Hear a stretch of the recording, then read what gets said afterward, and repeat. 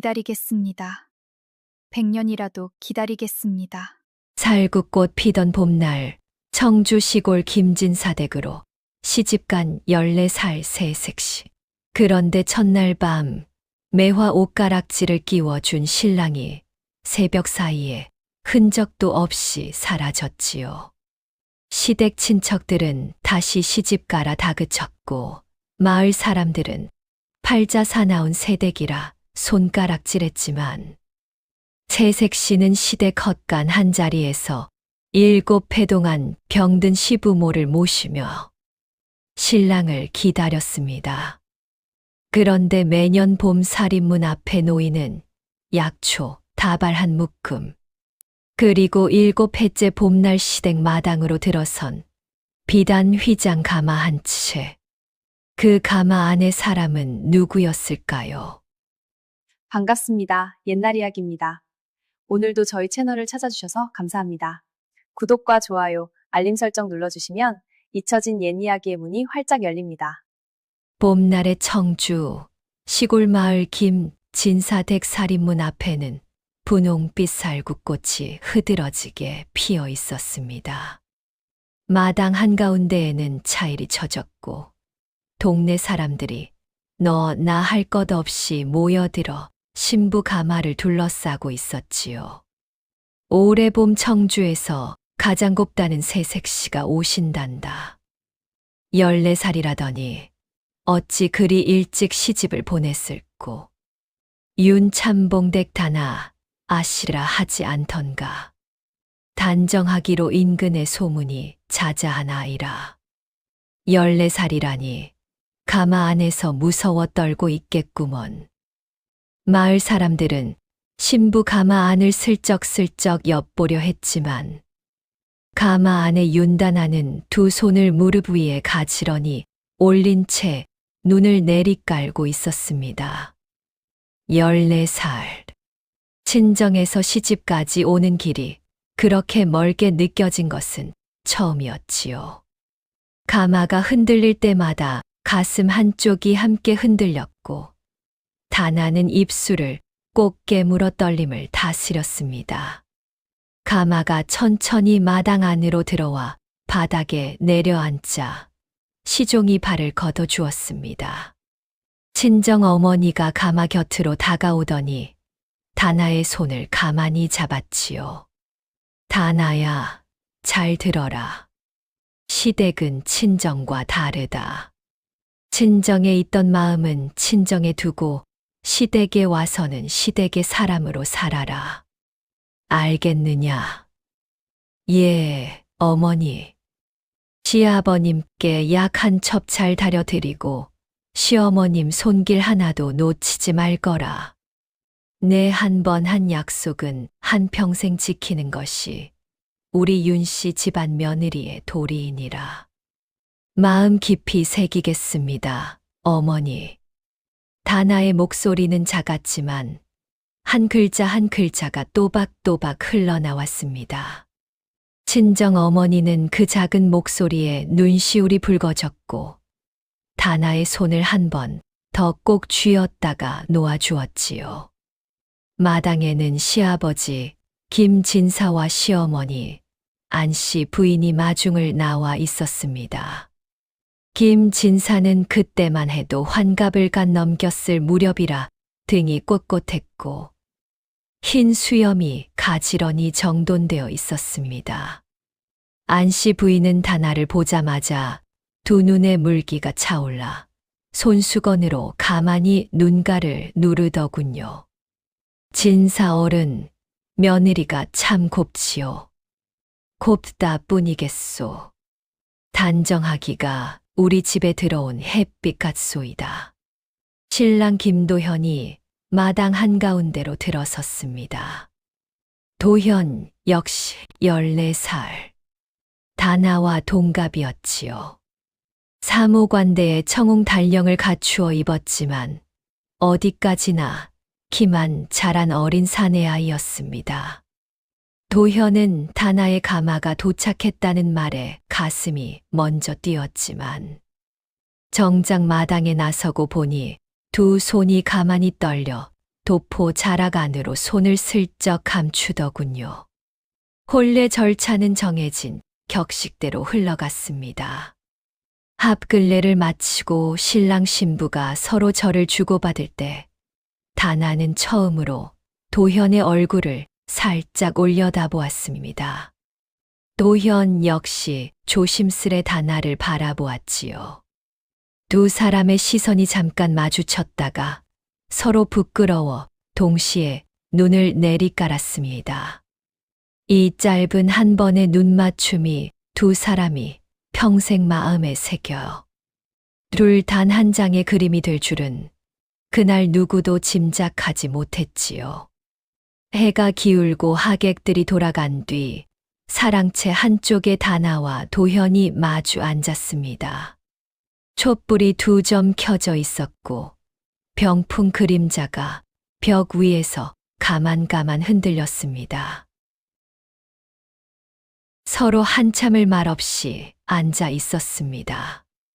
도현이 먼저 입을 떼었지요. 고단하시지요.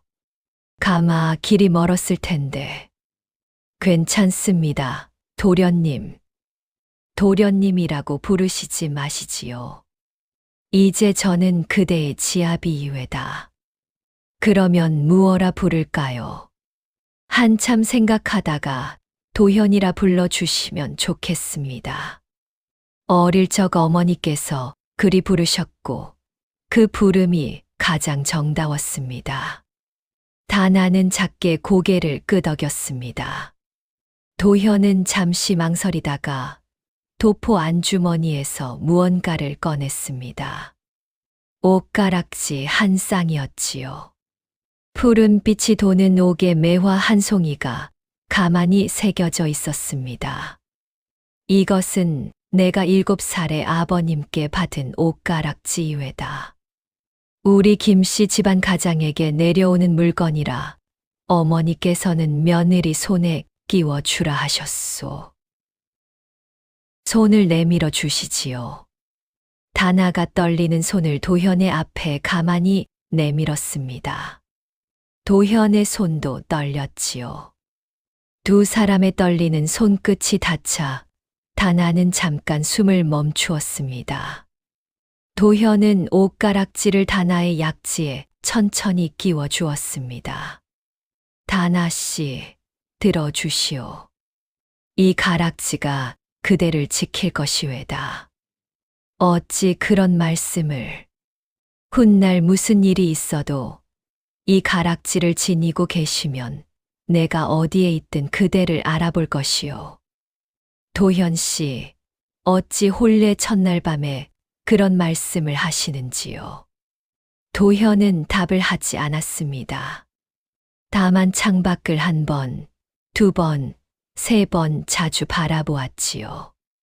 다나는 그것을 그저 어린 사내의 어색함이라 여겼고 더 묻지 않았습니다. 밤이 깊어지자 다나의 눈꺼풀이 무거워졌습니다.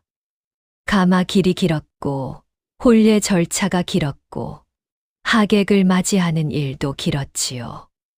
도현은 다나에게 먼저 자리에 누우라 권했습니다. 고단하실 터이니 먼저 누우시지요. 나는 잠깐 마당에 나가 바람을 쐬고 들어오겠소. 같이 들어오셔야지요, 도현 씨. 걱정 마시오. 잠깐이외다. 다나는 도현의 말에 작게 고개를 끄덕였습니다. 그리고 옷매무새를 다듬은 뒷자리에 누웠지요. 옷가락지가 끼워진 손을 가슴께에 가지런히 올려두니 가락지의 차가운 감촉이 마음 한쪽을 가만히 진정시켜 주었습니다. 잠은 빠르게 찾아왔습니다. 새벽이 되었습니다. 먼동이 트기 전 닭이 1번 울었지요. 다나는 기척에 눈을 떴습니다. 사랑채 안은 어둑했고 촛불은 이미 꺼져 있었습니다. 다나는 옆자리를 더듬었지만 손에 잡히는 것은 차가운 이불뿐이었습니다. 도현 씨. 답이 없었습니다.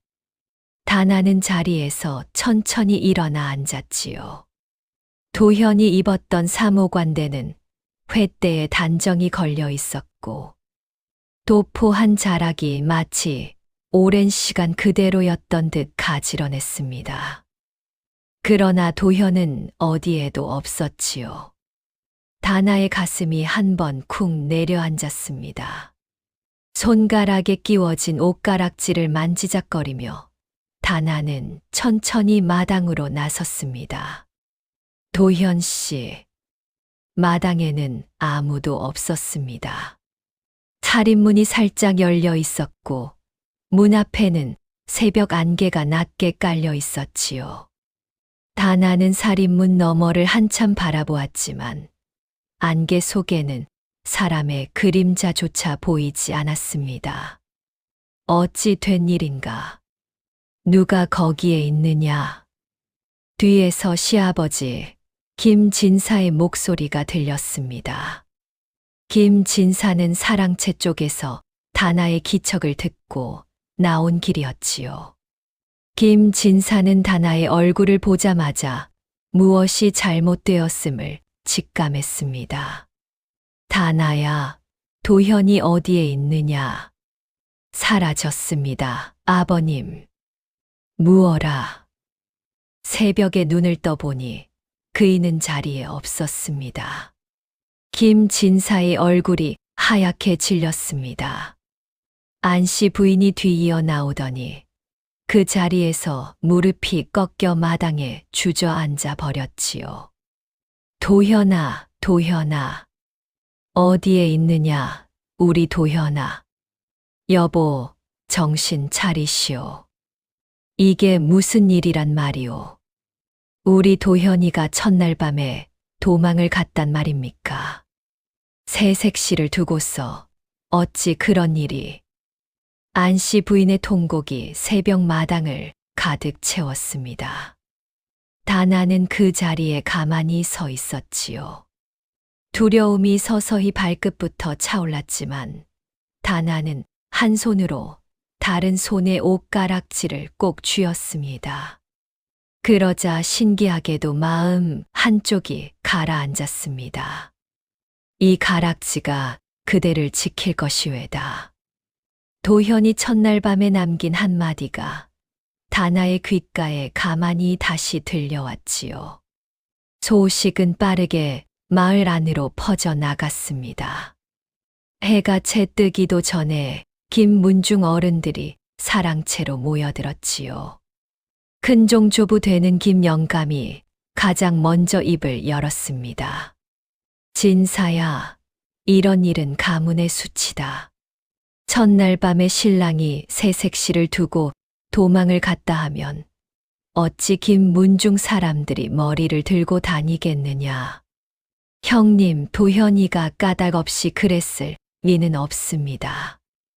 까닭이 있고 없고가 어디 있느냐.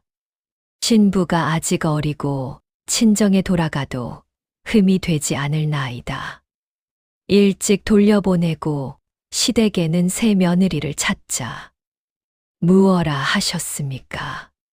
김진사가 자리에서 벌떡 일어났지만 김영감은 흔들리지 않았습니다. 진사야, 정신을 차리거라. 신랑이 사라진 마당에 새색시를 시댁에 그대로 두면 김씨 가문이 사방에서 손가락질을 받을 것이다. 다나 그 아이도 인생을 망친다. 친정에 돌려보내는 것이 두 집을 위해 옳다. 옳지 않소이다, 큰형님. 진사 어른의 말씀이 옳습니다. 새색시는 친정으로 돌려보냅시다. 문중 어른들이 한 목소리로 김영감의 편을 들었습니다. 김진사는 입술을 깨물었지만 차마 다나의 얼굴은 바라보지 못했지요. 안씨 부인은 흐느끼느라 말도 잇지 못했습니다. 그때 마당 한쪽에서 다나의 목소리가 들렸습니다. 기다리겠습니다. 문중 어른들이 일제히 다나 쪽을 바라보았습니다. 다나는 두 손을 가지런히 모은 채 마당 한가운데에 서 있었지요.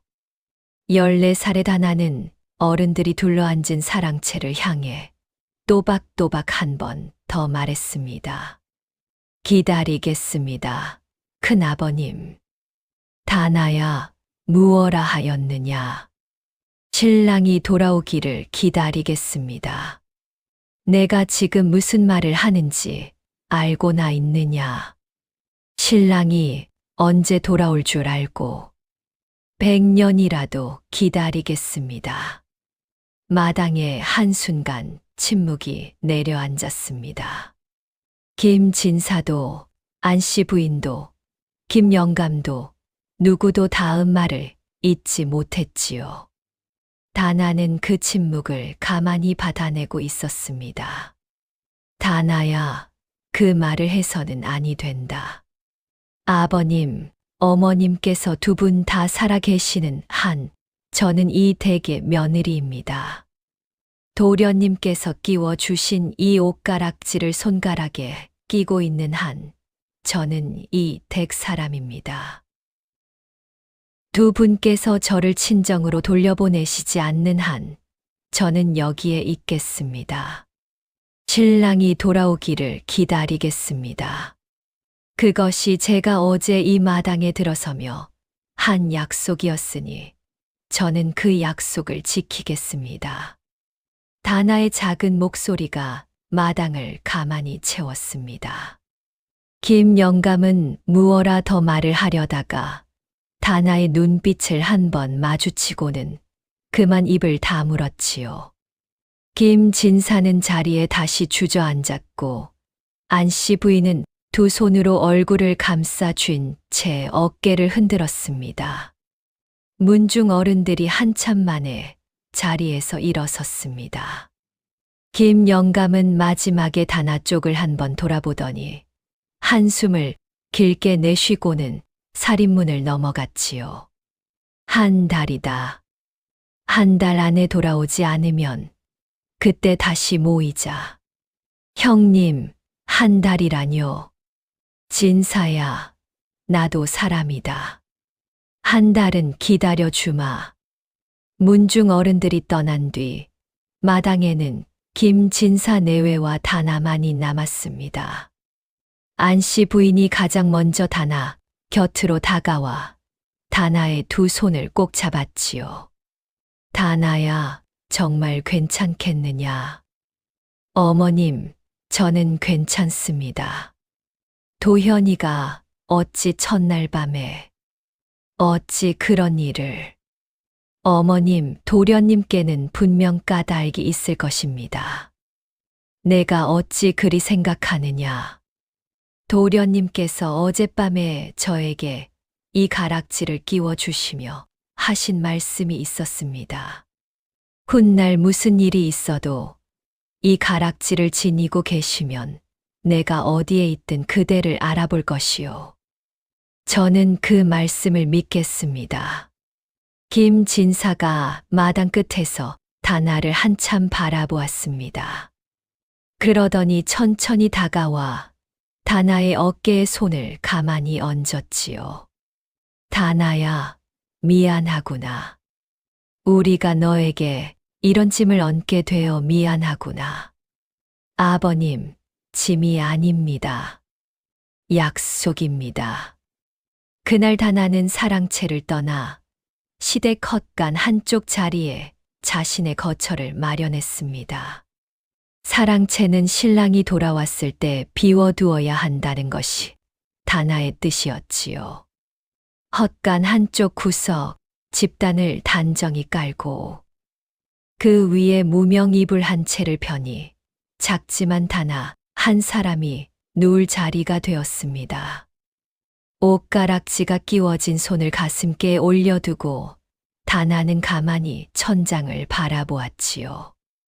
도현 씨, 100년이라도 기다리겠다 하였습니다. 부디 한 번은 돌아오시지요. 헛간의 작은 창으로 새벽 빛이 들어왔습니다. 다나의 시댁살이는 그렇게 시작되었습니다.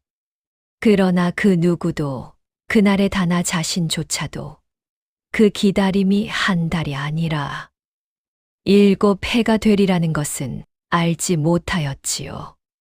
신랑이 사라진 그해 봄이 가고 여름이 가고 가을이 가고 겨울이 갔습니다. 도현은 돌아오지 않았지요.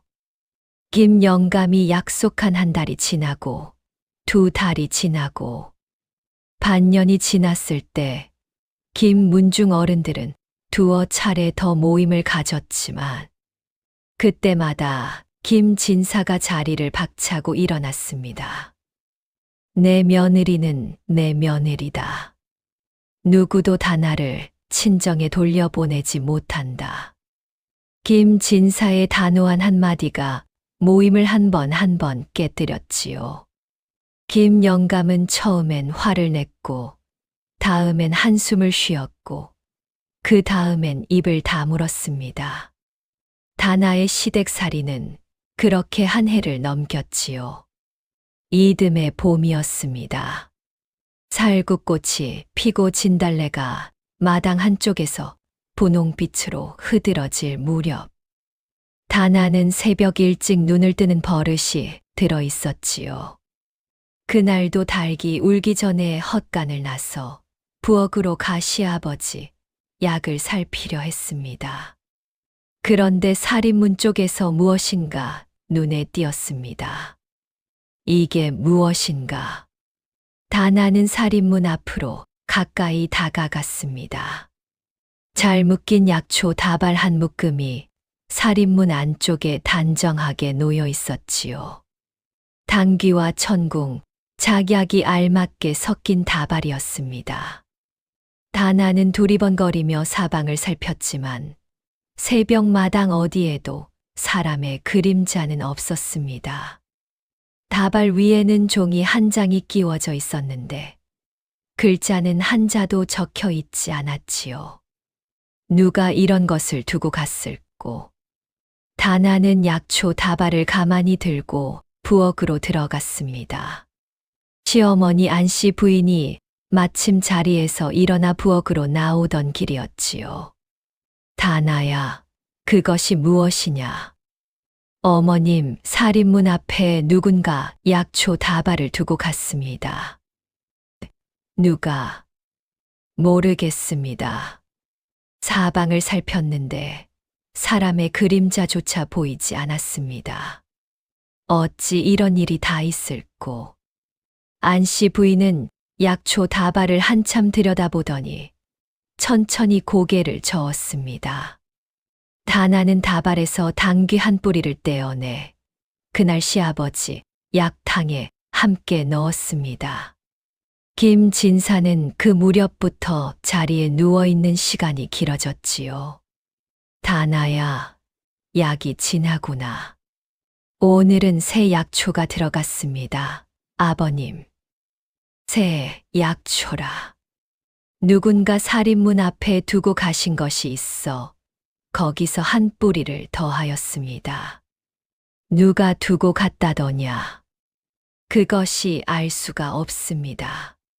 김진사는 한참 천장을 바라보았습니다. 그러더니 작게 한숨을 내쉬었지요. 다나야. 예, 아버님. 내가 너에게 미안하구나. 아버님, 그런 말씀 마시지요. 내 아들이 너에게 한 짓을 생각하면 내가 자리에 누워있을 자격조차 없는 것 같다. 아버님, 도련님께는 까닭이 있으실 것입니다. 그저 기다릴 뿐입니다. 김진사는 더 말을 잇지 못했습니다. 다나는 약사발을 두 손으로 받쳐 들고 천천히 김진사의 입가에 가져갔지요. 그 손길이 어찌나 단정하던지 김진사는 약을 다 마신 뒤에도 한참을 다나의 손등만 바라보았습니다. 해가 한 번 더 바뀌었습니다. 또 봄이 왔지요. 그해 봄에도 다나는 살인문 앞에서 약초 다발 한 묶음을 발견했습니다. 작년과 비슷한 모양, 비슷한 분량이었습니다.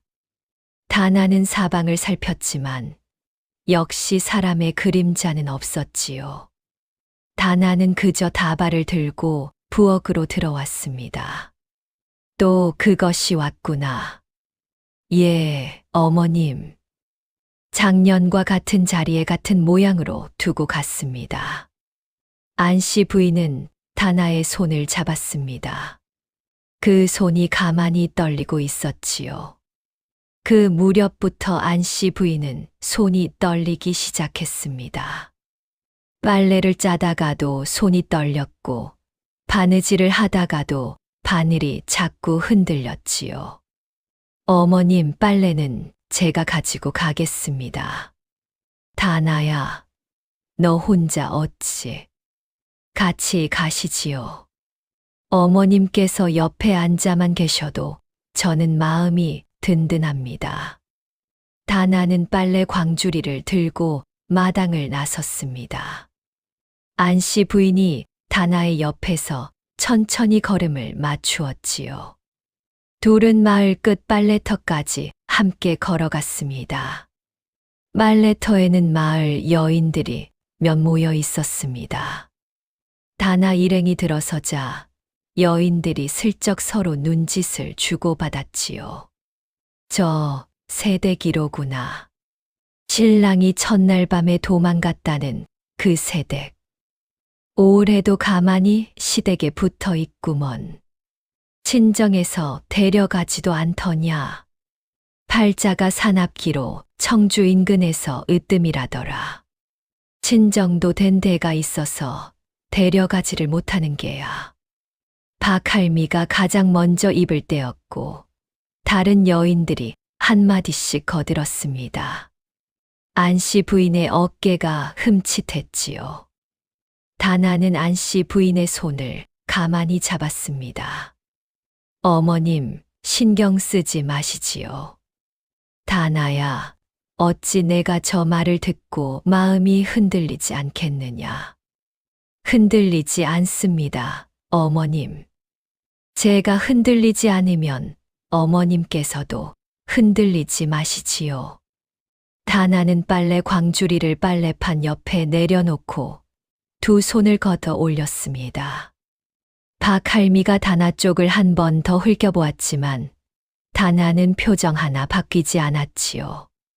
다나의 손이 빨래 방망이를 잡고 가만히 빨래를 두드리기 시작하자 빨래터의 수다도 어느새 잦아들었습니다.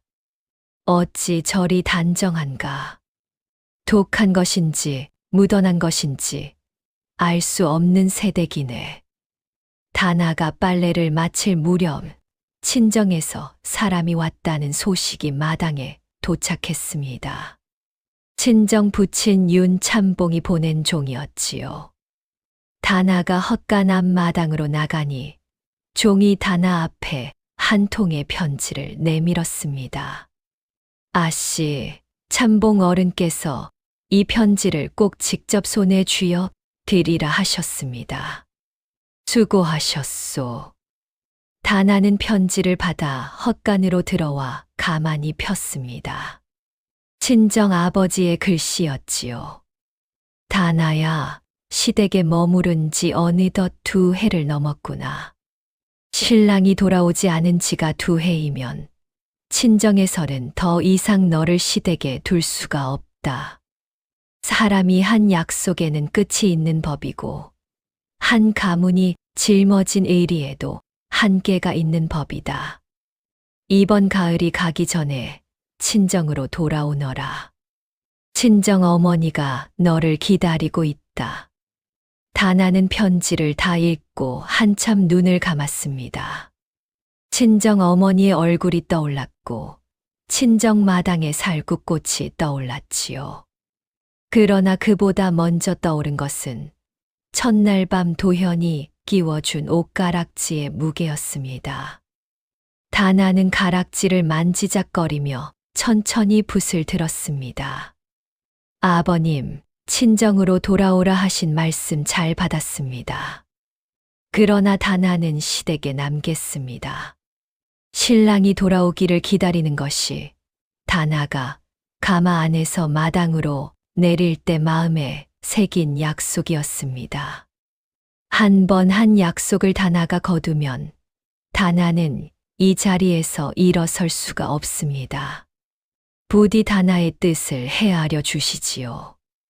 시아버님, 시어머님 모두 다나를 친딸처럼 아껴주시니 다나는 여기에서 사람의 노릇을 다하겠습니다.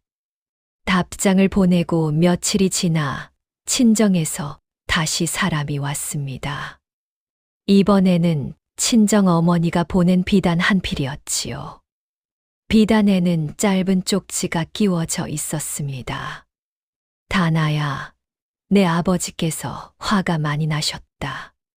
그러나 어머니는 너의 뜻을 안다.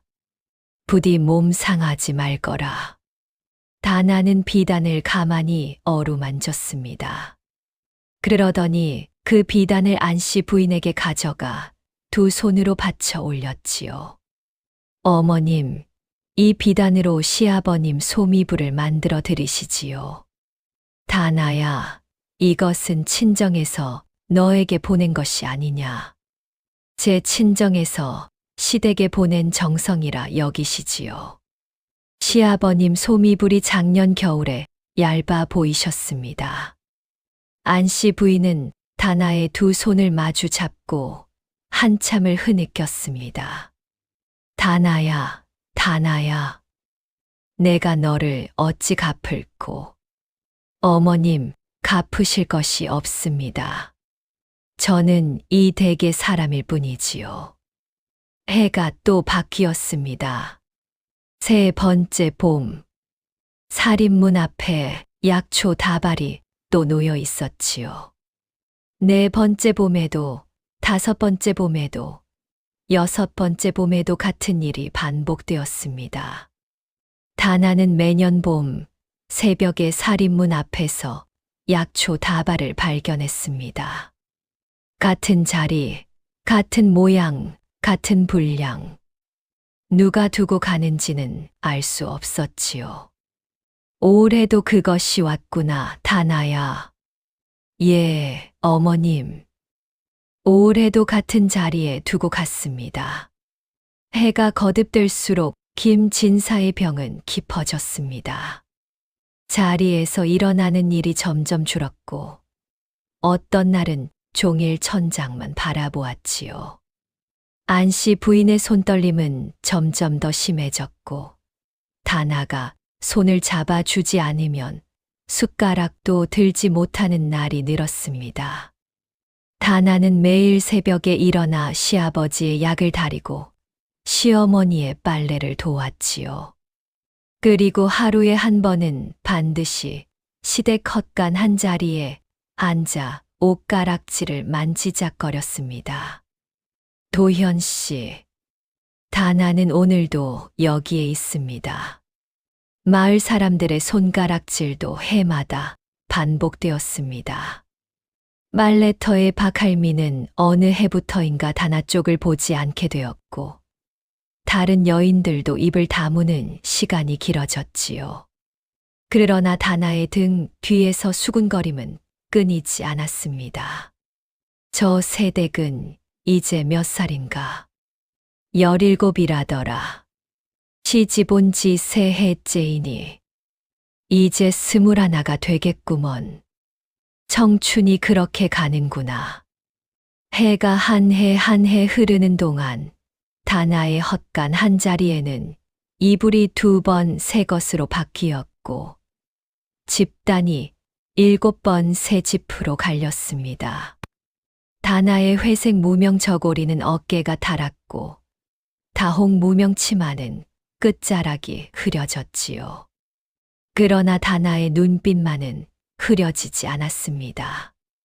매일 새벽 옷가락질을 한 번씩 만지면서 다나는 가만히 마음을 다잡았지요. 100년이라도 기다리겠다 하였습니다. 7해는 100년에 비하면 짧지요. 7해째 봄이 가까워지고 있었습니다. 7회째 되는 해의 봄이 막 시작될 무렵이었습니다. 살인문 앞에는 그 해에도 어김없이 약초 다발이 놓여 있었고, 다나는 그 다발을 들고 부엌으로 들어가 시아버지의 약탕에 한 줌을 더했지요. 그러던 어느 날 마당 한쪽으로 종 한 사람이 헐레벌떡 들어왔습니다. 김 영감 댁에서 보낸 종이었지요. 진사 어른께 전가리옵니다. 모래사시의 김문중 어른들께서 진사 어른 댁 사랑채로 모이실 것이라 하옵니다. 무슨 일로 오신다더냐. 새 며느님 일로 오신다 하셨습니다. 7회째이니 이번에는 마무리를 지으셔야 한다고 하셨습니다. 김 진사는 자리에서 천천히 몸을 일으켰지만 그 자리에서 한참 입을 열지 못했습니다. 안씨 부인은 손이 더 떨려 들고 있던 찻잔을 떨어뜨릴 뻔했지요. 다나는 시아버지 곁에서 한 발짝도 움직이지 않았습니다. 다나야, 너에게 또 무거운 짐이 오겠구나.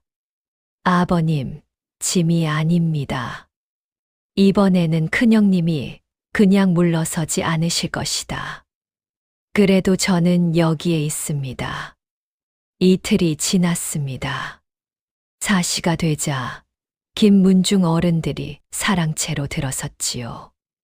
김 영감을 필두로 5사람이 한꺼번에 마당에 모습을 보였습니다. 김 영감의 표정은 7해 전 그날보다 더 굳어 있었습니다. 진사야, 오늘은 끝을 보러 왔다. 형님, 무슨 끝을 본단 말씀이요? 이 며느리 일이다. 7회를 끌어왔으면 그것으로 충분치 아니하느냐. 사랑채 한가운데에 자리를 잡은 김 영감이 사방을 둘러보았습니다. 마당 끝에는 다나가 고개를 숙인 채 2 손을 모으고 서 있었지요. 김 영감은 다나 쪽에 시선을 한번 던지고는 다시 김 진사를 바라보았습니다. 진사야, 잘 들어라. 도현이가 첫날 밤에 사라진 지 7회다. 7회 동안 소식 한 줄이 없었다. 그 아이가 살아있는지 죽어 있는지조차 알 수 없는 마당에 새색시를 7회째 시댁 헛간에 두고 있는 것은 사람의 도리가 아니다. 형님, 다나는 헛간에 갇혀 있는 것이 아니외다. 스스로 그 자리를 택한 것이요. 누가 택했든 결과가 그러하면 김문중의 수치다. 수치라뇨, 형님.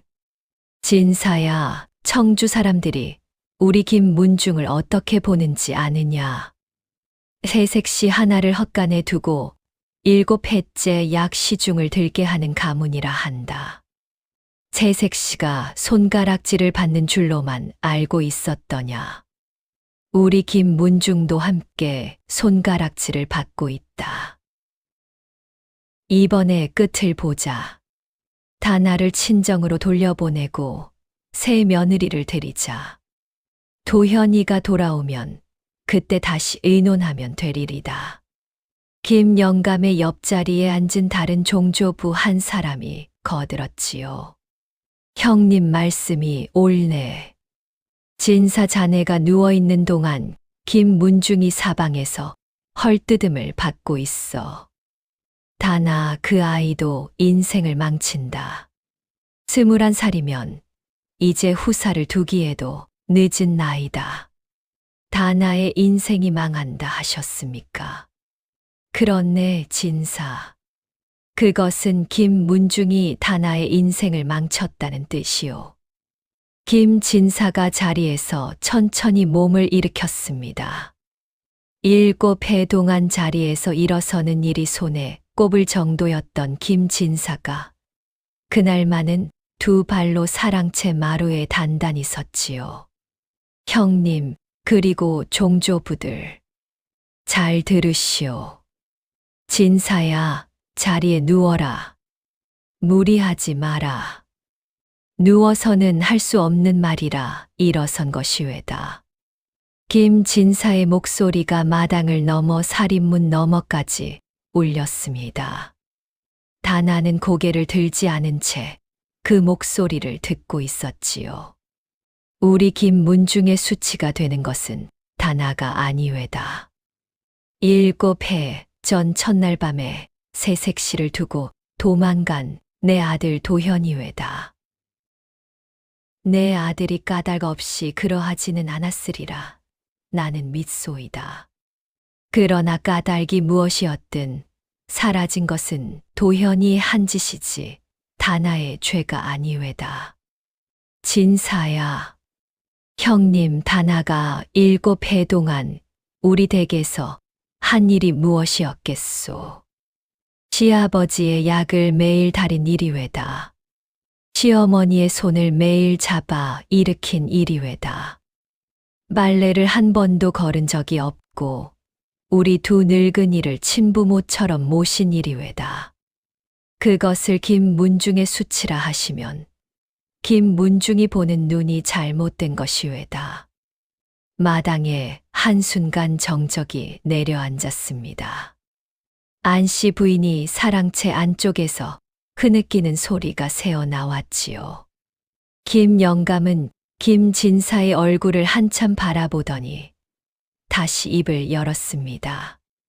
진사야, 너의 마음은 안다. 그러나 마음으로는 가문이 서지 않는다. 가문은 격식으로 서는 것이다. 7해째 헛간에 새색시를 둔 가문이 어찌 격식이 있다 하겠느냐. 형님 격식이 사람을 짓밟는다면 그 격식은 허울이외다. 진사, 형님 한 가지만 답을 들려주시지요. 만약 다나가 친정으로 돌아간 뒤 도현이 살아 돌아온다면 우리는 도현에게 무엇라 하겠소이까? 우리가 새 며느리를 들였다 하면 도현은 무엇이 되겠소이까? 그리고 다나는 어찌 되겠소이까? 친정에 돌아간 다나를 김문중이 다시 거두기야 하겠소이까? 김영감이 입을 다물었습니다. 다른 종조부들도 서로 눈치를 보며 답을 잊지 못했지요. 그때 마당 한쪽에서 다나의 목소리가 가만히 들렸습니다. 큰아버님, 문중 어른들이 일제히 다나 쪽을 바라보았습니다. 다나는 두 손을 가지런히 모은 채 마당 한가운데로 한 걸음 나섰지요. 큰아버님, 다나가 한 말씀 올려도 될는지요? 하거라. 다나는 7해 전 시댁 마당에 들어서던 그날 한 가지 약속을 마음에 새겼습니다. 무슨 약속이었느냐? 신랑이 돌아오기를 기다리겠다는 약속이었습니다. 신랑이 돌아오지 않으면 어찌하겠느냐? 7해, 10해, 20해를 기다려 신랑이 끝내 돌아오지 않는다면 다나는 그래도 기다리겠습니다. 다나의 목소리는 작았지만 흔들림이 없었습니다. 김영감이 한 번 헛기침을 했지요. 다나야, 너는 지금 자신의 청춘을 무너뜨리고 있는 것이다. 큰아버님, 다나의 청춘은 무너진 것이 아니라 지키고 있는 것입니다. 무엇을 지킨다 하느냐? 다나의 한마디 약속을 지키고 있습니다. 마당에 한 번 더 침묵이 내려앉았습니다. 다나는 천천히 한 걸음 더 앞으로 나서더니 큰아버님 김영감 앞에 두 무릎을 꿇었습니다. 큰아버님, 다나가 큰아버님께 한 가지 부탁을 드리겠습니다. 부탁이라. 다나는 친정으로 돌아가지 않습니다. 다나가 시댁에 머무는 일을 김문중의 수치로 여기지 마시지요. 만약 큰아버님께서 끝내 다나를 시댁에 둘 수 없다 하시면 다나는 시댁 헛간을 떠나 마을 어귀산기슬개라도 자리를 옮기겠습니다. 거기에서라도 시아버님 약을 다리고 시어머님 빨래를 옮겨가며 모시겠습니다. 그러나 다나는 친정으로 돌아가지 않을 것이고 다른 자리로 옮겨가지도 않을 것입니다. 도련님께서 끼워 주신 이 옷가락지가 제 손가락에 있는 한 저는 도련님의 사람이고 김문중의 며느리입니다. 다나가 손을 가만히 들어 옷가락지를 보였습니다. 김 영감은 그 가락지를 한참 바라보더니 천천히 시선을 돌렸지요. 진사야. 예, 형님. 이 가락지는 자네가 도현이에게 7살에 내려준 그것이 맞느냐? 맞소이다, 형님. 우리 김씨 가장에게 내려오는 매화 옷가락지외다. 김 영감은 한참 입을 다물고 있다가 길게 한숨을 내쉬었습니다. 진사야, 며느리는 자네의 며느리다. 형님. 다나 그 아이가 손가락에 김문중 가장의 가락지를 끼고 있는 한 우리가 어찌 친정으로 돌려보낸다 하겠느냐. 내가 7해 동안 그것을 잊고 있었다. 김 영감은 자리에서 일어섰습니다. 다른 종조부들도 따라 일어섰지요. 김 영감은 마당으로 내려와 다나 앞에서 잠시 걸음을 멈추었습니다. 다나야. 예, 큰아버님. 내가 7해 동안 너에게 한 말이 모두 무겁게 너를 짓눌렀을 것이다. 미안하다. 큰아버님, 미안하실 일이 없습니다. 큰아버님께서는 김문중을 지키려 하신 것이니 마땅한 일이었습니다. 다나는 그저 도련님과 한 약속을 지키고자 했을 뿐입니다. 김 영감은 다나의 어깨에 손을 가만히 얹었다가 떼었습니다. 그러더니 그대로 살인문을 향해 발걸음을 옮겼지요. 다른 종조부들이 그 뒤를 따랐고 사랑채 마당에는 다시 김진사 내외와 다나만이 남았습니다. 안씨 부인이 사랑채에서 마당으로 천천히 내려왔습니다. 손이 어찌나 떨리는지 마당 한가운데서 한 번 휘청였지요. 다나가 얼른 안씨 부인의 팔을 부축했습니다. 어머님, 천천히. 다나야, 다나야. 내가 너에게 무엇라 말을 해야 할지 모르겠구나. 어머님, 무엇도 말씀하실 것이 없습니다. 이 아이가 우리 두 늙은이를 살렸구나. 7해를 살렸구나. 어머님, 어머님께서 저를 살리셨지요. 김진사는 마루 끝에 다시 자리에 앉았습니다.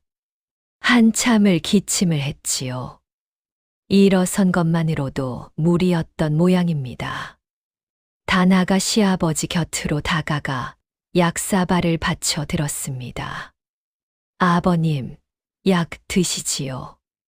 다나야, 내가 오늘 너에게 한 말이 한마디도 부족함이 없었더냐. 아버님께서 다나를 끝까지 지켜주셨습니다. 그 한 가지로 충분합니다. 아버님, 더는 말씀 마시고 약 드시지요. 김진사는 약사발을 두 손으로 받아 천천히 마셨습니다. 약을 다 마신 뒤 김진사는 다나의 손을 한 번 가만히 잡았다가 놓았지요. 그 손은 여전히 약하고 마른 손이었지만 다나는 그 손길이 7해 동안 받은 어떤 손길보다 무겁고 따뜻하다고 느꼈습니다.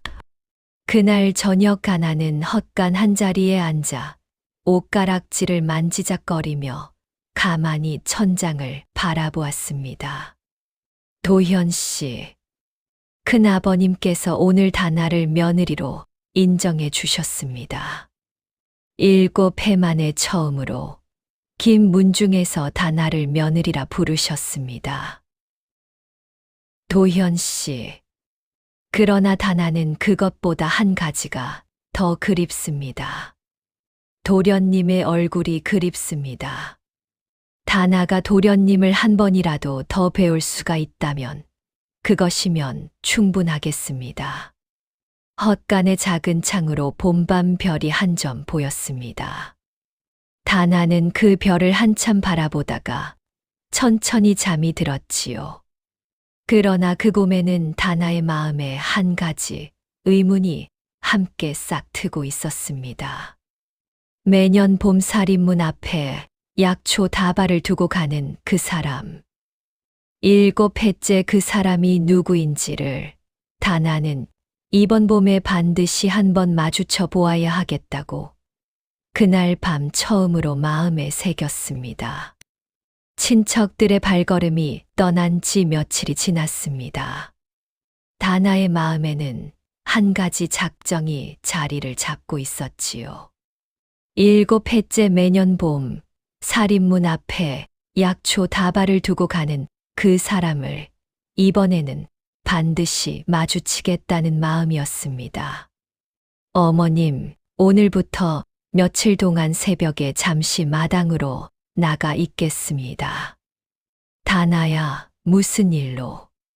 살인문 앞에 약초 다발을 두고 가는 분이 누구인지 한번 보아야겠습니다. 7해 동안 한 번도 그분의 얼굴을 본 적이 없으니 그것이 마음에 걸려서요. 위험하지는 않겠느냐. 어머님, 그분이 만약 해를 끼치려는 분이었다면 7해 동안 우리가 무사하지 못했겠지요. 약초를 두고 가는 분이 사람을 해할 분은 아니실 것입니다. 안씨 부인은 다나의 손을 가만히 잡고는 천천히 고개를 끄덕였습니다. 김진사도 다나의 뜻에 토를 달지 않았지요. 다나야, 한 가지만 약속하거라.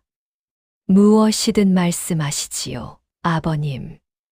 그 사람이 누구이든 다나 너 혼자 따라가지는 말거라. 마음에 새기겠습니다, 아버님.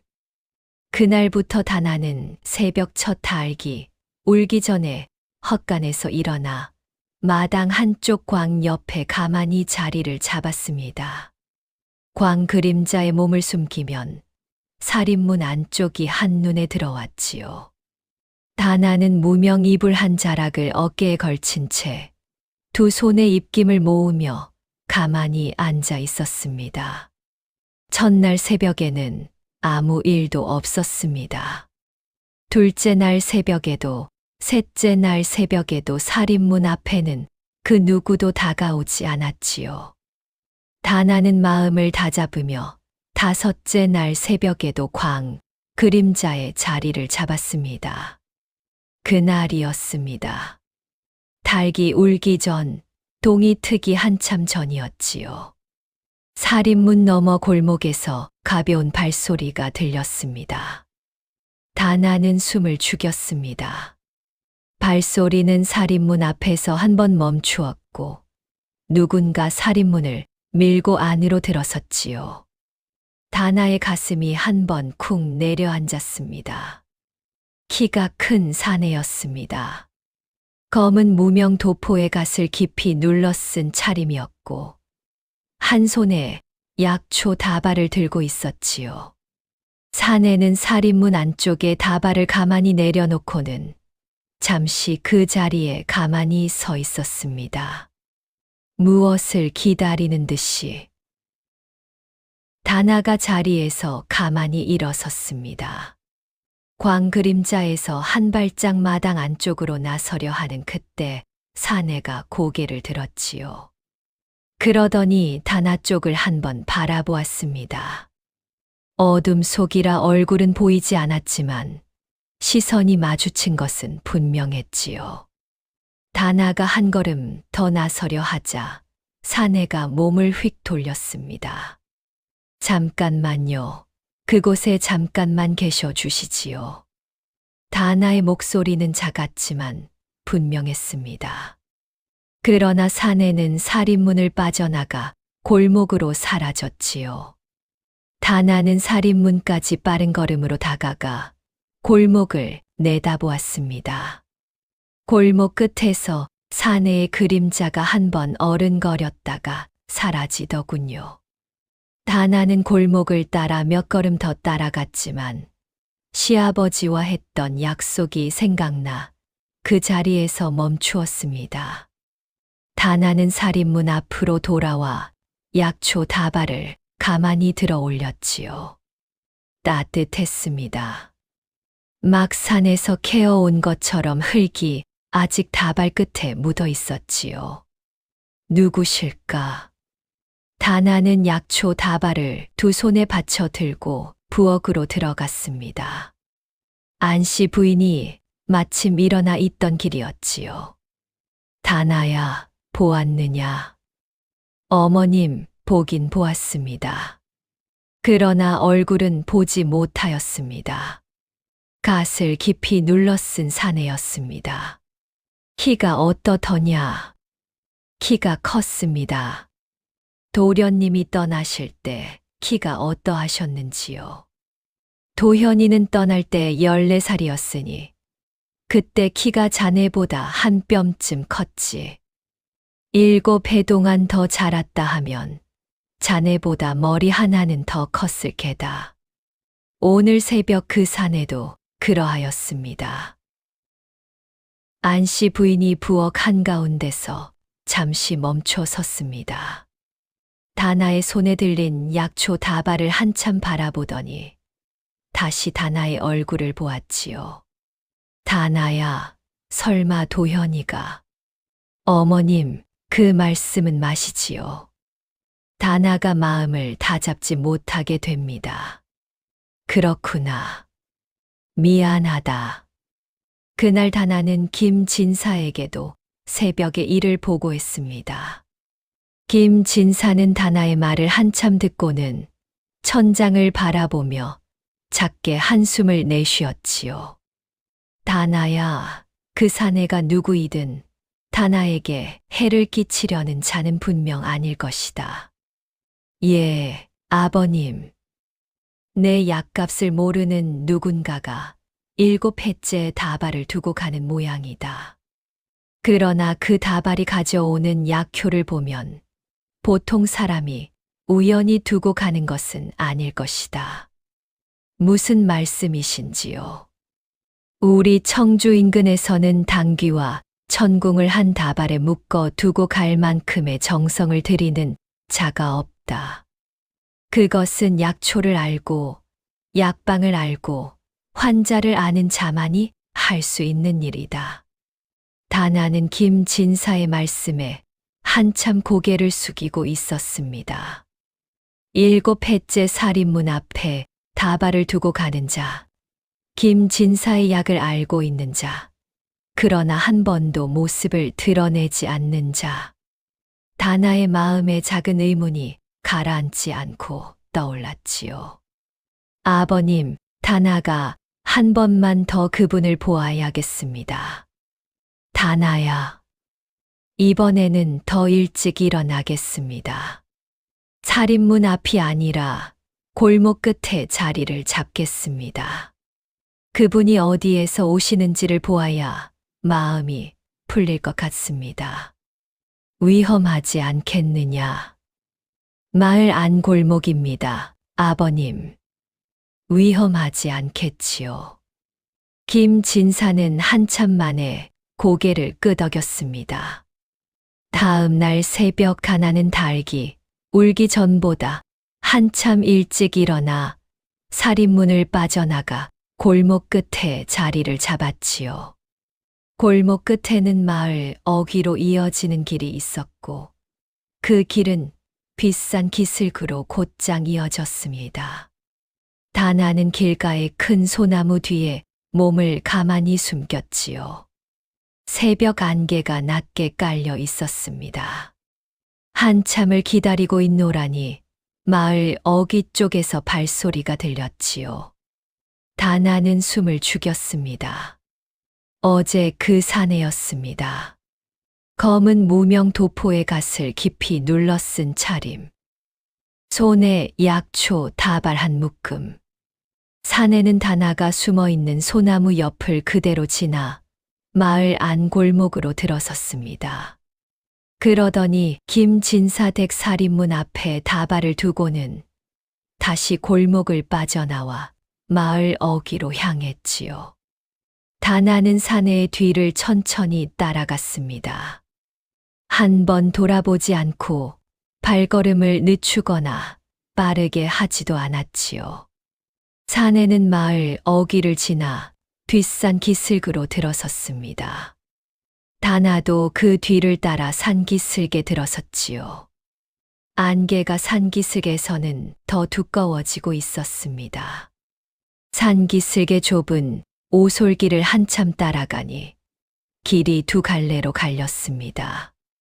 사내의 뒷모습이 한쪽 길로 사라지는 것이 보였지요. 다나는 잠시 망설이다가 그 길을 따라 한참을 더 올라갔습니다.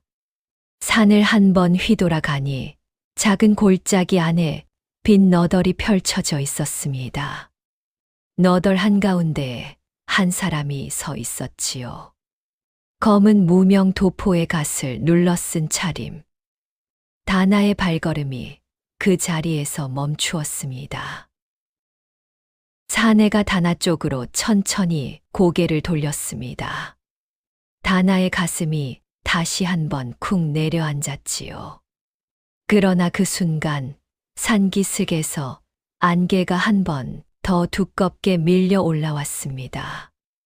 너덜 위에 깔린 안개가 사내의 형체를 가만히 가렸지요. 잠시만 기다려 주시지요. 한 번만, 단 한 번만 얼굴을 보여주시지요. 다나의 목소리가 너덜에 울렸습니다. 그러나 안개가 걷히고 났을 때 너덜 한가운데에는 아무도 없었습니다. 사내가 어느 길로 사라졌는지조차 알 수가 없었지요. 다나는 너덜 위에 한참을 서 있었습니다. 그 자리에 사내가 두고 간 것은 한 가지였습니다. 너덜 한쪽에 약초 다발 한 묶음. 다나가 살인문 앞에서 뜬 다발과 똑같은 모양이었지요. 다나는 그 다발을 가만히 들어 두 손에 받쳐 들었습니다. 그러더니 너덜 한가운데를 향해 가만히 인사를 했지요. 누구신지는 모르겠으나 다나가 한 가지만 알게 해 주시지요. 7해 동안 우리 집을 지켜주신 일, 다나가 어찌 갚아야 하는지를 알게 해 주시지요. 산골짜기에서 바람이 한 번 불어왔습니다. 안개가 다시 한 번 밀려 올라왔지만 그 안개 속에서는 사람의 그림자조차 보이지 않았지요. 다나는 한참 만에 산을 내려왔습니다. 집으로 돌아온 다나는 김진사의 머리맡에 약초 다발을 가만히 내려놓았습니다. 아버님, 다나야, 다녀왔느냐? 산기슭에서 한 사람의 뒷모습을 보았습니다. 그러나 안개에 가려 얼굴은 끝내 보지 못하였습니다. 그래. 그러나 한 가지는 알 것 같습니다. 그분은 우리를 지켜보고 계십니다. 7해 동안 한 번도 모습을 드러내지 않은 채 우리를 지켜보고 계셨습니다. 김진사는 다나의 말을 다 듣고는 한참 천장을 바라보았습니다. 그러더니 한마디를 가만히 내놓았지요. 다나야, 우리를 지켜보고 있는 자가 7해째 모습을 드러내지 않은 까닭이 있을 것이다. 무슨 까닭일까요, 아버님? 세상에 이름을 드러낼 수 없는 자만이 그러할 수 있다. 그 자가 누구인지는 모르겠으나 그 자가 우리에게 해를 끼치려는 자가 아니라는 것은 분명하다. 다나야, 한 번 더 마주칠 기회가 올 것이다. 그때까지는 그저 우리 자리를 지키자. 다나는 시아버지의 한마디를 마음에 새기며 자리에서 일어섰습니다. 약초 다발을 가만히 부어 칸쪽 약장 위에 두고는 헛간 한 자리로 돌아와 옷가락질을 만지작거렸지요. 다나의 마음에는 그날부터 한 가지 예감이 작게 자리를 잡았습니다. 그 예감은 너무 작아서 다나 자신도 이름을 붙일 수가 없었지만 봄이 한 번 더 깊어지기 전에 무엇인가가 분명히 일어날 것이라는 예감이었습니다. 헛간 작은 창으로 새벽빛이 또 한 번 들어왔습니다. 7회째 봄이 점점 무르익고 있었지요. 산에서 다녀온 그날 이후 다나는 새벽에 더 일찍 일어나는 버릇이 생겼습니다. 헛간의 작은 창으로 동이 트는 것을 가만히 바라보다가 약탕기를 화로 위에 올리고 시어머니의 빨래를 광주리에 담는 것이 다나의 새 일과가 되었지요. 7회째 봄이 무르익고 있었고 다나의 나이는 어느덧 21살이었습니다. 어느 아침이었습니다. 다나가 부엌에서 약을 다리고 있는데 안씨 부인이 곁으로 다가오더니 다나의 머리를 한참 들여다보았지요. 그러더니 안씨 부인의 손이 떨리는 손가락 끝으로 다나의 머리카락 한 가닥을 가만히 집어 올렸습니다. 다나야, 어머님 무슨 일이신지요? 내 머리에 흰 머리가 한 가닥이 났구나. 그렇습니까? 다나는 부엌 옆 작은 청동 거울을 들어 자신의 머리를 비추어 보았습니다. 안씨 부인의 말씀대로 다나의 머리 한가운데 흰 머리가 한 가닥 가만히 빛을 받고 있었지요. 다나는 그 흰 머리를 한번 가만히 어루만지더니 입가에 작은 미소를 지었습니다. 어머님, 다나가 7회를 잘 지킨 모양입니다. 다나야, 어찌 그것을 미소로 받느냐. 이 흰 머리가 다나가 한 약속의 무게이지요. 안씨 부인은 다나의 어깨에 손을 가만히 얹었습니다. 손이 떨려 어깨를 자꾸 두드리는 것처럼 보였지만 다나는 그 손길이 더없이 따뜻하다고 느꼈지요. 어머님, 머리는 한 가닥일 뿐이지요. 100가닥이 되어도 다나는 그것을 부끄러워하지 않을 것입니다. 다나야, 다나야. 어머님, 다나 걱정은 마시지요. 오히려 어머님 손이 오늘 더 떨리시는 것 같습니다. 그렇구나. 봄이 깊어가니 손이 더 떨린다. 부엌 일은 오늘 다나 혼자 할 터이니 어머님은 마루에 앉아 햇볕이나 쬐고 계시지요. 마당에는 봄꽃이 한창이었습니다. 분홍빛 살구꽃이 마당 한쪽을 덮었고 다른 한쪽에는 노란 산수유가 가지를 늘어뜨리고 있었지요. 다나는 마루 끝에 안씨 부인을 앉혀두고 그 곁에 앉아 함께 햇볕을 쬐었습니다. 햇살이 두 사람의 얼굴 위에서 가만히 머물렀지요. 어머님, 7해 전에 다나가 처음 이 마당에 들어섰을 때도 살구꽃이 이렇게 피었지요. 그래, 그날도 살구꽃이 그러하였다. 가마에서 내리는 다나 너의 머리에 살구꽃 한 잎이 가만히 떨어지더구나. 기억하셨습니까? 내가 그날을 어찌 잊겠느냐. 우리 며느리가 처음으로 우리 집 마당에 들어선 날을 어찌 잊겠느냐. 그날 오후 김진사의 기침이 평소보다 훨씬 잦아졌습니다. 다나가 약탕을 가지고 머리맡에 가니 김진사는 어두운 얼굴로 다나를 바라보았지요. 다나야, 약이 한 첩 부족할 것 같구나. 무슨 약초가 부족합니까, 아버님? 천궁이 2뿌리는 더 있어야 한 첩이 마무리되겠다. 마을에 천궁을 두는 약방이 있는지요? 청주 약방까지 다녀와야 2뿌리가 모이지. 그러나 청주까지는 다나, 너 혼자 다녀오기에는 멀다. 아버님, 다나가 뒷산에 한번 다녀와 보겠습니다. 작년 가을에 아버님께서 뒷산 어디에 천궁이 자라는지 일러주신 일이 있지요. 다나야, 뒷산은 위험하다. 마을에서 가까운 산기슭이지요.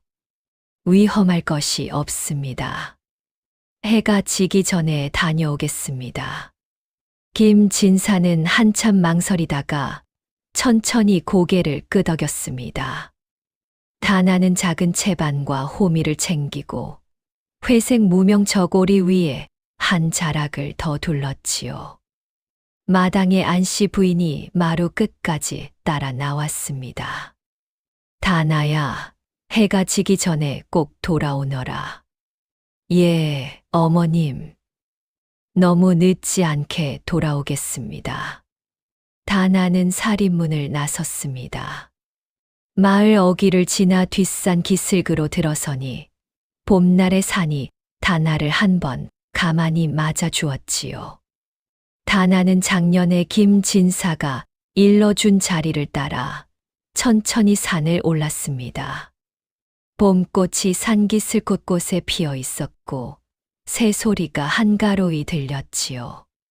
산기슭의 양지발은 비탈에 다다랐을 때 다나는 천궁 잎을 한 번에 알아보았습니다.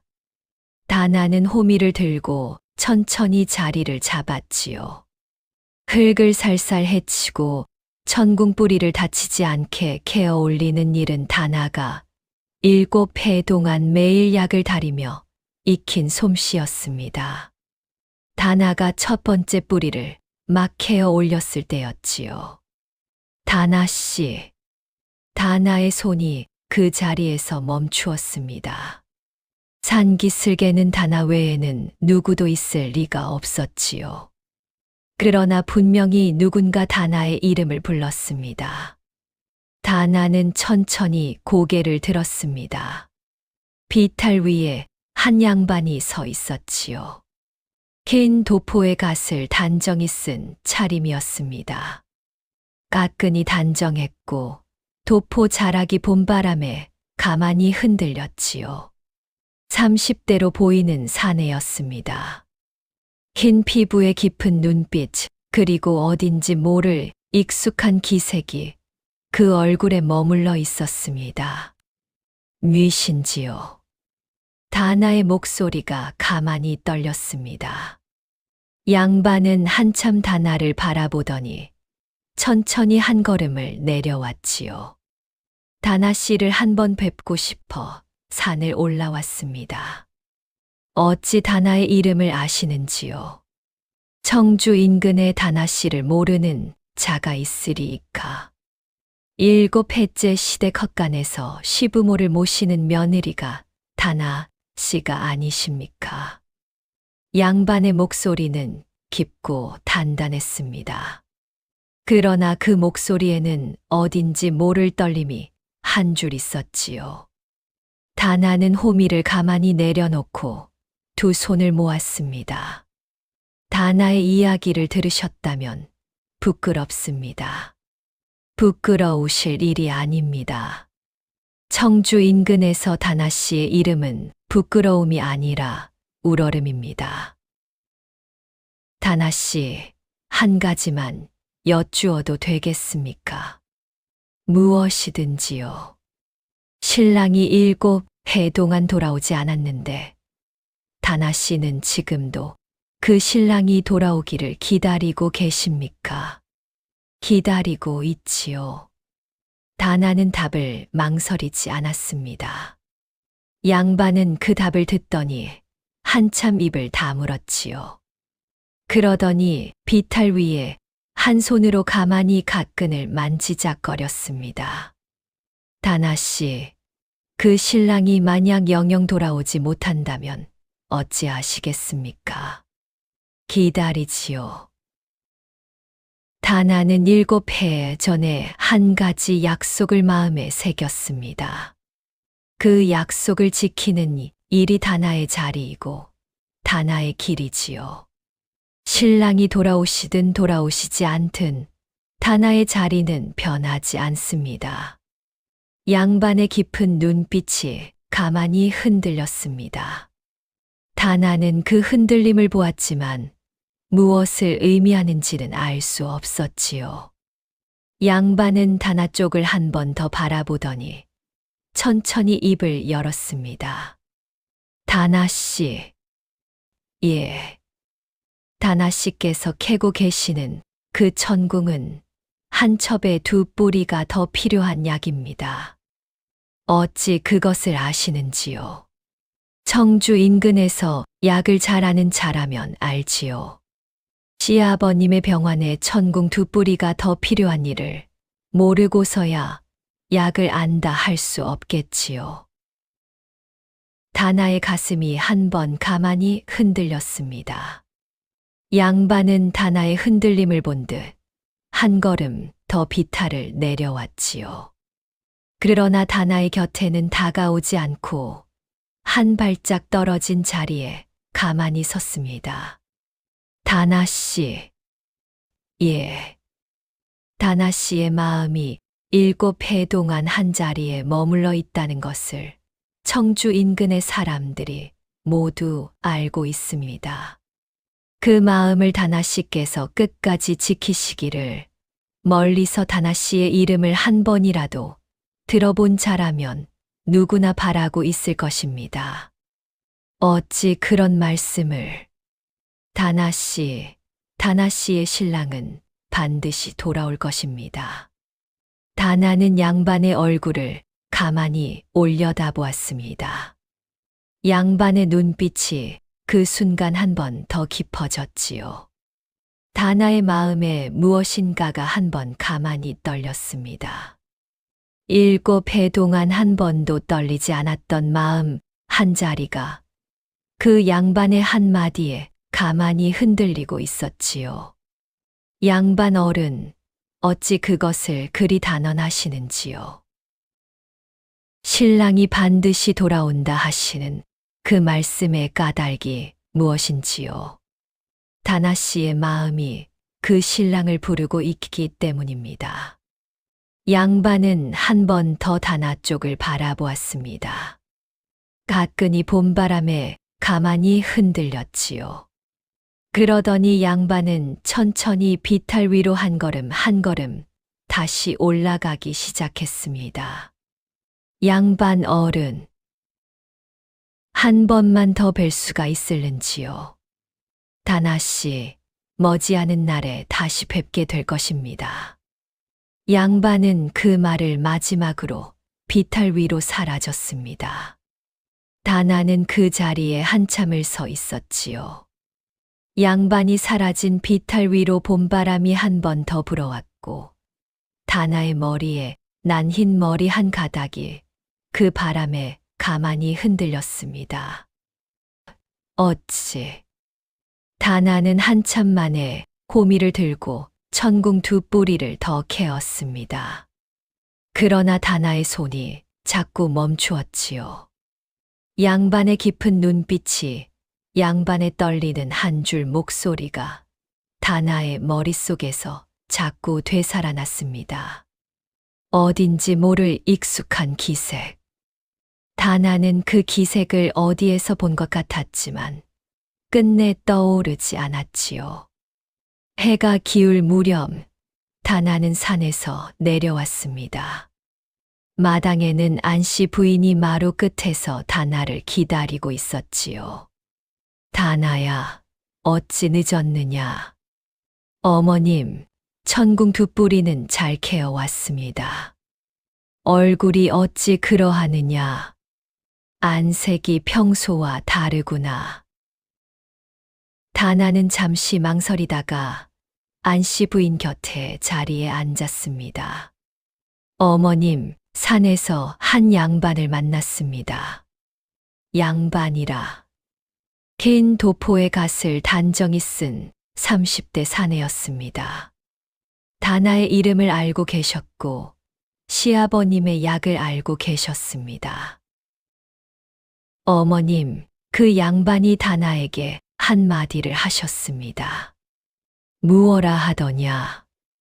다나 씨의 신랑은 반드시 돌아올 것이라 하셨습니다. 안씨 부인의 떨리는 손이 다나의 손등 위에 가만히 얹어졌습니다. 두 사람은 한참 마루 끝에 앉아 봄날 저녁의 마당을 바라보았지요. 다나의 가슴 한쪽의 작은 떨림이 가만히 자리를 잡고 있었습니다. 그 떨림은 두려움이 아니라 무엇인가 봄날의 시작을 알리는 떨림 같았지요. 그날 밤 헛간으로 돌아와 다나는 옷가락질을 한참 만지작거렸습니다. 도현 씨, 오늘 산에서 한 양반을 만났습니다. 그분의 한마디가 다나의 마음에 작은 떨림을 가져왔습니다. 도현 씨께서는 어디에 계시는지요? 다나는 오늘도 여기에 있습니다. 헛간 작은 창 너머 봄밤의 별이 평소보다 더 가까이 보이는 듯 했지요.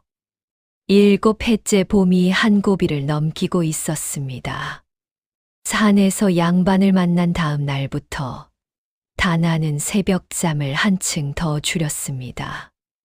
양반의 한마디가 마음 한쪽에서 자꾸 떠올랐고 그 떠올림은 다나의 매일 새벽을 한 시즌씩 일찍 끌어내었지요. 다나는 살인문 앞에서 한참을 가만히 앉아 골목 끝을 바라보는 일이 늘었습니다. 양반이 다시 나타나 주기를 기다리는 듯도 하였고 7해째 두고 가는 그 사람을 다시 만나기를 바라는 듯도 하였지요. 그러나 며칠이 지나도 양반은 다시 나타나지 않았고 살인문 앞에는 약초 다발도 더는 놓이지 않았습니다. 다나는 헛간으로 돌아와 옷가락질을 한참 만지작거렸지요. 도현 씨, 다나는 오늘도 여기에 있습니다. 엿새가 지난 봄날 새벽이었습니다. 그날도 다나는 닭이 울기 전에 헛간을 나섰습니다. 부엌으로 가려고 마당을 가로지르려던 그때 마당 한가운데에 무엇인가 흰 것이 가만히 놓여 있는 것이 다나의 눈에 띄었지요. 다나는 천천히 다가갔습니다. 한 통의 서찰이었습니다. 긴 한지를 단정히 접어 봉인한 서찰. 봉인 위에는 매화 한 송이가 작게 찍혀 있었지요. 다나는 두 손으로 서찰을 가만히 들어 올렸습니다. 한지에 아침 이슬이 살짝 묻어 있었지만 글자는 한자도 번지지 않았지요. 마당 한쪽 마루 끝에 앉아 다나는 봉인을 천천히 풀었습니다. 한지가 펼쳐지자 정갈한 한문 글씨가 한 줄 한 줄 다나의 눈앞에 나타났지요. 다나는 한 글자 한 글자를 천천히 읽어 내려갔습니다. 다나 씨께 올립니다. 7해 동안 그대의 곁을 멀리서 지켜왔습니다. 그대가 매일 새벽 부엌에서 약을 다리는 일을, 그대가 마을 빨래터에서 시어머니의 손을 잡고 빨래를 두드리는 일을, 그대가 시댁 헛간 한자리에 앉아 옷가락질을 만지는 일을 7해 동안 한 번도 거르지 않고 멀리서 지켜보았습니다. 그대에게 미리 한 말씀도 드리지 못한 채 떠난 일을 7해 동안 매일 한 번씩 마음에서 갚고 있었습니다. 그러나 그것밖에 길이 없었음을 부디 지금이라도 헤아려 주시지요. 내가 그대를 두고 첫날 밤에 떠난 까닭은 우리 가문이 내 정쟁에 휘말려 역적의 자식으로 낙인 찍혔기 때문이었습니다. 우리 김씨 가문이 한 가지 음모에 엮여 가문 사람들이 한 사람도 남김없이 잡혀 죽을 위기에 놓여 있었습니다. 그것이 혼례 사흘 전에 내가 알게 된 일이었습니다. 내가 사라지지 않으면 그대도 함께 죽임을 당할 것이라는 소식이 첫날 밤 사랑채 창밖으로 한 통의 쪽지로 전해왔습니다. 그것이 내가 첫날 밤에 그대 곁을 떠난 까닭이었지요. 그대를 살리기 위해 가문에 화가 미치는 것을 막기 위해 나는 그대 곁을 떠나야 하였습니다. 7해 동안 나는 한 번도 그대 곁에서 멀리 가지 않았습니다. 청주 인근의 산기슭에 자리를 잡고 신원을 위장한 채 가문의 누명을 풀기 위해 백방으로 손을 썼습니다. 매년 봄에 살인문 앞에 두고 간 약초 다발은 내가 시아버님의 환후를 멀리서 살피며 한 마음을 담아둔 것이었습니다. 이제 가문의 누명이 풀렸습니다. 임금께서 사실을 헤아려 주셨고 우리 김씨 가문에 씌워진 역적의 누명을 거두어 주셨습니다. 7해 만에야 내가 그대 앞에 다시 설 수 있게 되었습니다. 오늘 정오에 시댁살인문 앞에서 그대를 기다리겠습니다. 7해 전 첫날 밤에 그대 손가락에 끼워 드린 옷가락지를 부디 그날과 같은 자리에 끼고 마중을 나와 주시지요. 기다리겠다 하셨던 그대의 한마디를 7해 동안 마음 한쪽에 새기고 살아왔습니다. 그 한마디가 나의 7해를 살린 한마디였습니다. 도현 올림. 다나는 서찰을 다 읽고 한참을 마루 끝에 앉아 있었습니다. 두 눈에서 눈물이 한 줄 흘러내렸지만 다나의 입가에는 미소가 가만히 떠올랐지요. 다나는 옷가락질을 한 번 가만히 어루만졌습니다. 7해 동안 한 번도 빼지 않은 그 옷가락지가 그 순간 어찌나 무거운지 다나의 손이 잠시 흔들렸지요. 도현 씨. 다나는 가만히 그 이름을 입에 담았습니다. 7해 만에 처음으로 입에 담은 이름이었지요. 다나는 서찰을 두 손에 받쳐 들고 사랑채로 향했습니다. 김진사의 머리맡으로 다가가 다나는 두 손을 바닥에 내려놓고 가만히 무릎을 꿇었지요. 아버님, 다나가 한 가지 보여드릴 것이 있습니다. 다나야, 새벽부터 무슨 일이냐? 오늘 새벽 시댁 마당에 한 통의 서찰이 떨어져 있었습니다. 매화 낙관이 찍힌 봉인이었습니다. 김진사가 자리에서 천천히 몸을 일으켰습니다. 다나가 서찰을 두 손으로 받쳐 김진사의 손에 가만히 올려드렸지요. 김진사는 봉인의 매화 낙관을 한참 들여다보았습니다. 그러더니 손이 가만히 떨리기 시작했지요. 이 인장이 아버님 무슨 말씀이신지요? 다나야, 이 매화 낙관은 내가 도현이 7살에 새겨준 인장이다. 김진사의 손이 한 번 더 가만히 떨렸습니다. 안씨 부인이 안방에서 다나의 기척을 듣고 사랑채로 들어왔지요. 김진사가 안씨 부인 쪽을 한번 바라보더니 떨리는 목소리로 말했습니다. 여보, 도현이가 살아있소이다. 여보, 이 매화 낙관은 도현이의 인장이요. 다른 자가 흉내낼 수가 없는 우리 김씨 가문의 인장이외다. 안씨 부인이 그 자리에 무릎이 꺾였습니다. 다나가 얼른 안씨 부인을 부축했지요. 김진사는 떨리는 손으로 서찰을 천천히 펼쳤습니다. 한지에 적힌 도현의 글씨를 한 줄 한 줄 읽어 내려갈수록 김진사의 두 눈에서 눈물이 한 방울씩 떨어졌지요. 도현아, 도현아.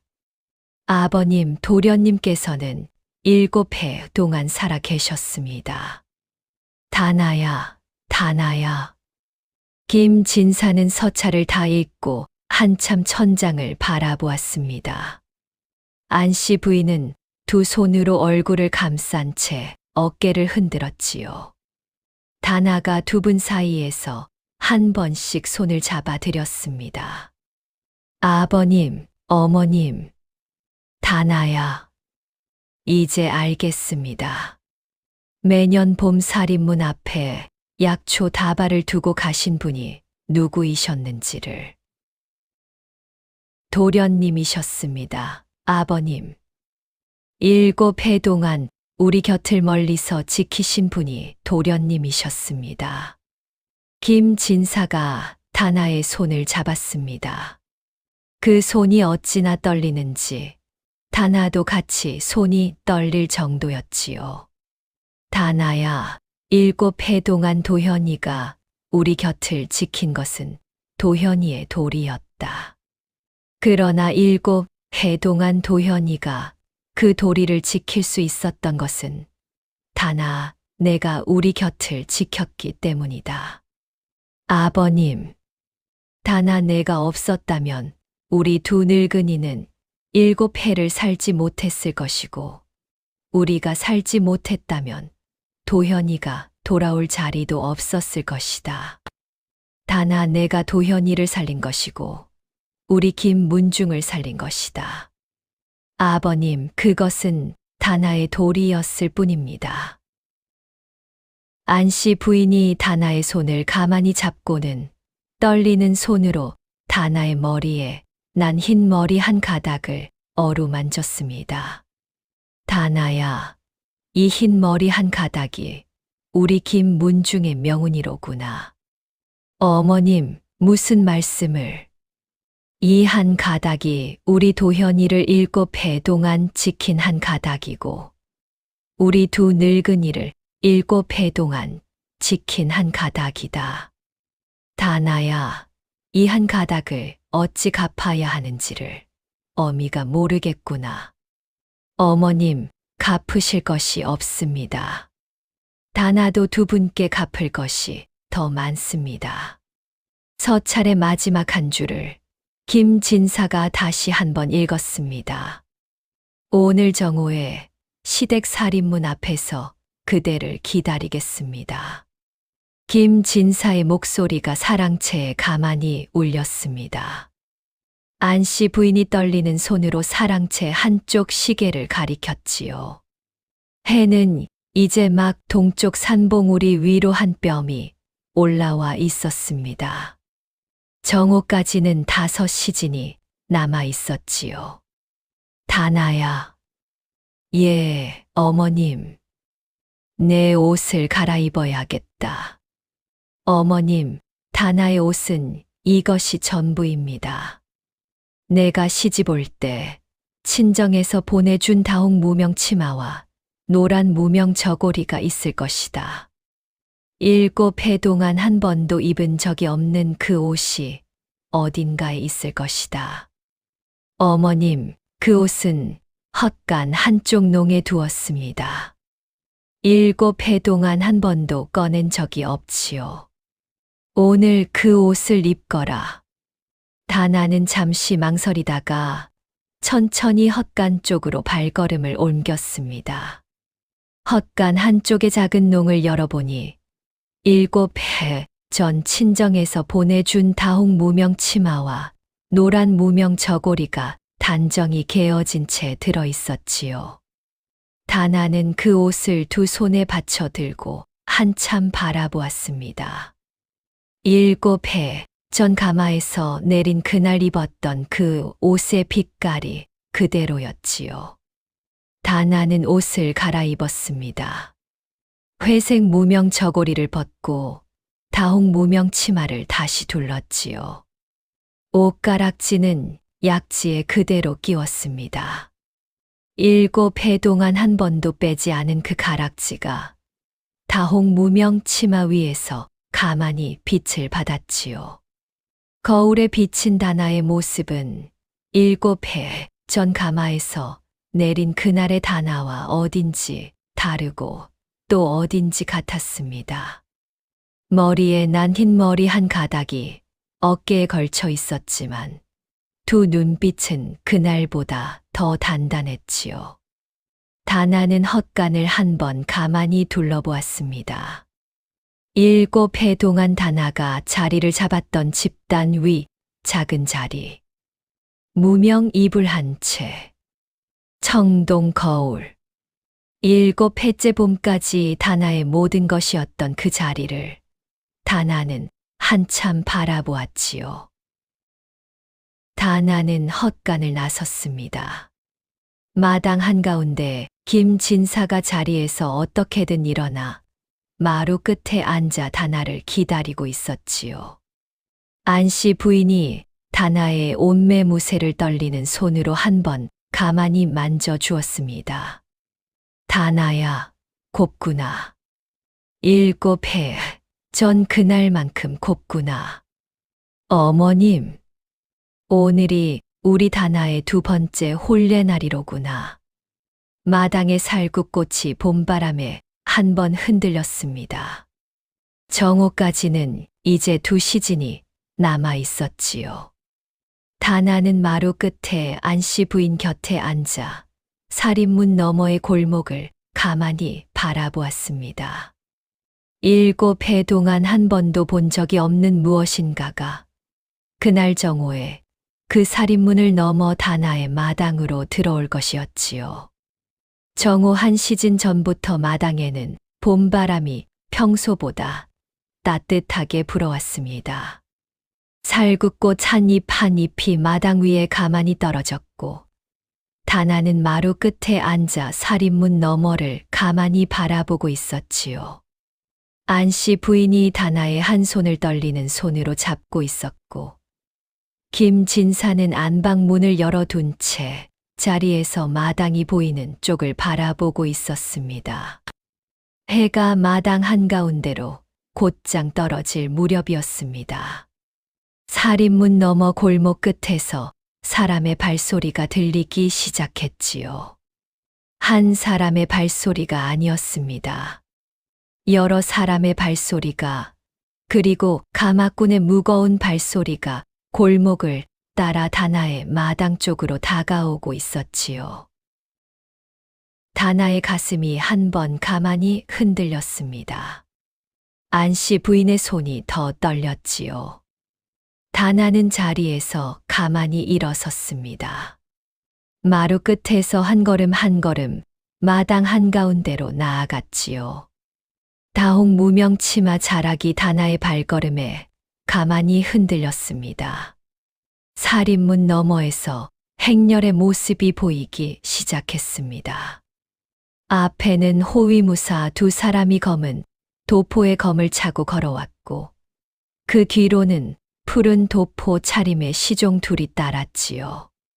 그 다음에는 가마 한 채. 비단 휘장이 늘어진 가마였고 가마꾼 4이 가마를 받쳐 들고 있었습니다.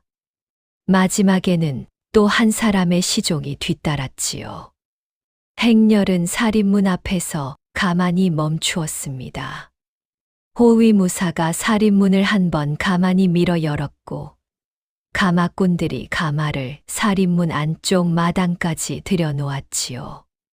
가마꾼 4이 가마를 가만히 마당 한가운데 내려놓았습니다. 마을 사람들이 어느새 살인문 밖에 모여 들어 있었습니다. 청주 인근에서 한 번도 본 적이 없는 행렬이 김진사댁 살인문 안으로 들어가는 것을 마을 사람들이 그냥 지나칠 수 없었던 것이지요. 박할미도 빨래터 여인들도 김영감과 다른 종조부들도 어느새 살인문 밖에 줄을 지어 서 있었습니다. 가마의 휘장이 천천히 걷히고 한 사내가 가마에서 내렸습니다. 흰 비단 도포의 갓을 단정히 쓴 차림, 단단한 체구의 30대 양반, 흰 피부의 깊은 눈빛, 그리고 어딘지 모를 익숙한 기색이 그 얼굴에 머물러 있었지요. 다나는 그 얼굴을 한 번 보자 가슴이 한 번 더 가만히 흔들렸습니다. 산기슭에서 만난 그 양반이었습니다. 그러나 동시에 다나의 마음 한쪽에서 7해 동안 지워지지 않았던 한 사람의 얼굴이 그 양반의 얼굴 위에 가만히 겹쳐졌지요. 7해 전 첫날 밤 사랑채에서 다나의 손에 옷가락지를 끼워 주던 어린 사내의 얼굴이 그 30대 양반의 얼굴 위에 가만히 떠올랐습니다. 도현 씨. 다나의 목소리는 작았지만 마당의 봄바람이 그 목소리를 양반의 귓가까지 가만히 실어다 주었지요. 양반이 한 걸음 다나 쪽으로 다가왔습니다. 그러더니 다나 앞에서 가만히 걸음을 멈추었지요. 다나 씨, 기다려 주셨군요. 기다리겠다 하였지요. 7해를 100년이라도 기다리겠다 하였습니다.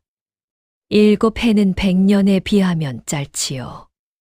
도현의 두 눈에서 눈물이 한 줄 가만히 흘러내렸습니다.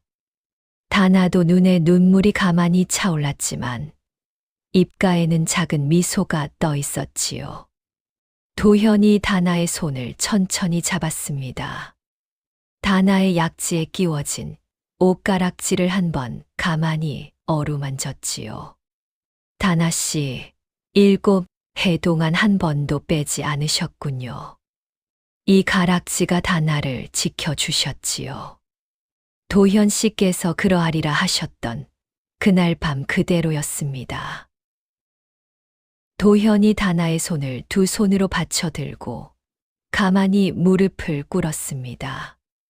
마당 한가운데에서 양반 차림의 30대 사내가 다옥 무명 치마 차림의 다나 앞에 무릎을 꿇은 그 광경을 살인문 밖의 마을 사람들이 모두 숨을 죽이고 바라보았지요. 다나 씨, 7해 전 첫날 밤에 그대 곁을 떠난 일을 다나 씨께 한 번 무릎을 꿇어야 비로소 갚을 수 있겠습니다. 도현 씨, 일어나시지요. 다나 씨께서 일어서라 하시기 전에는 일어서지 않겠습니다. 일어나시지요. 어찌 살인문 밖의 마을 사람들이 보고 있는데. 다나가 도현의 두 손을 가만히 잡아 일으켰습니다. 도현은 천천히 자리에서 일어섰지요. 그러더니 사랑채 쪽으로 시선을 돌렸습니다. 김 진사가 안방 문 앞에서 마당을 바라보고 있었고 안씨 부인이 마루 끝에서 두 손으로 입을 가린 채 흐느끼고 있었지요. 아버님, 어머님, 도현아. 불효한 자식이 7해 만에 돌아왔습니다. 도현이 마루 끝까지 빠른 걸음으로 다가가 그 자리에 무릎을 꿇었습니다. 김 진사가 안방에서 마루 끝으로 천천히 몸을 일으켰지요. 7해 동안 자리에 누워있던 김 진사가 그날만은 두 발로 마루 끝에 단단히 섰습니다. 안씨 부인이 도현의 두 손을 떨리는 손으로 잡았지요. 도현아, 도현아. 어머님 불효한 자식이 어찌 어머님께 손을 잡힐 수 있겠습니까?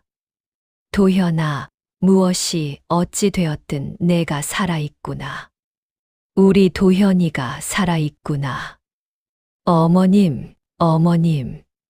세 사람이 한참을 마루 끝에서 흐느꼈습니다.